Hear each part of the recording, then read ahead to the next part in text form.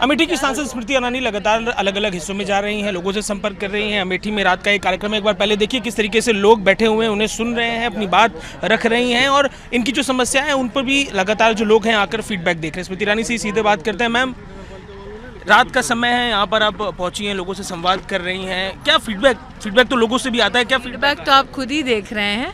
जनता जनार्दन के मध्य में जब हम जा रहे हैं सार्वजनिक रूप से, नागरिक विशेष रूप से लालायित है नरेंद्र मोदी को आशीर्वाद और वोट देने के लिए।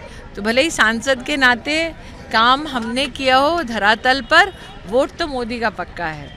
वोट मोदी का पक्का है। आज राहुल गांधी ने, अखिलेश यादव ने एक रैली की, उस रैली के काउंटर में प्रधानमंत्री का बयान भी आया।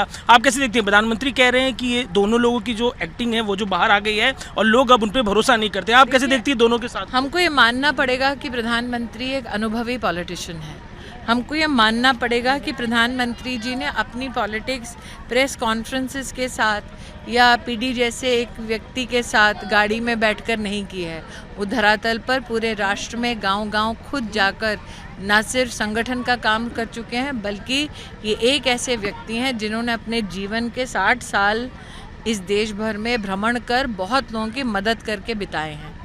इस प्रधानमंत्री के अनुभव को देखते हुए मेरा ये मानना है, उनका जो कथन है वही परम सत्य है, क्योंकि आज तक पीएम साहब मोदी जी ने जो कहा है और विशेषतः इस जोड़ी के बारे में जो कहा है वो हमेशा फलीभूत हुआ है, हमेशा सच साबित हुआ है। आप प्रधानमंत्री के कथन की बात कर रही हैं। आज कांग्रेस के प्रेसिडेंट का एक कथन चर्चा में है। खड़गे जी ने कहा है कि प्रधानमंत्री 33 करोड़ देवी देवताओं की पूजा तो करते हैं पर लोगों का ध्यान नहीं रखते, अपने लोगों का ध्यान नहीं रखते। देखिए, सनातन धर्म को एक राजनीतिक टूल बनाना कांग्रेस पार्टी की पुरानी आदत थी। हमें हमारे देवी देवताओं की गिनती करवाने की बदले अगर खड़गे साहब कांग्रेस की उल्टी गिनती कैसे हो रही है उस पर अगर कोई विश्लेषण करे तो बेहतर होगा। संजय राउत हैं, आप तो बम्बई की रहने वाली हैं, लगातार फीडबैक आता रहता है। संजय, अब आपने अमेठी में घर बना लिया। जी, ये भी एक चर्चा का विषय है इस बार इस चुनाव में।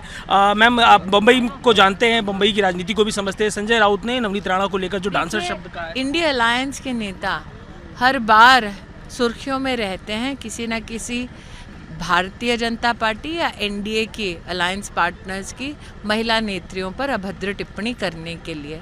आपको बिल्कुल ही आश्चर्य नहीं होना चाहिए कि चुनावी रणबेला में फिर एक बार एक इंडिया अलायंस के नेता ने महिलाओं के बारे में अभद्र टिप्पणी की।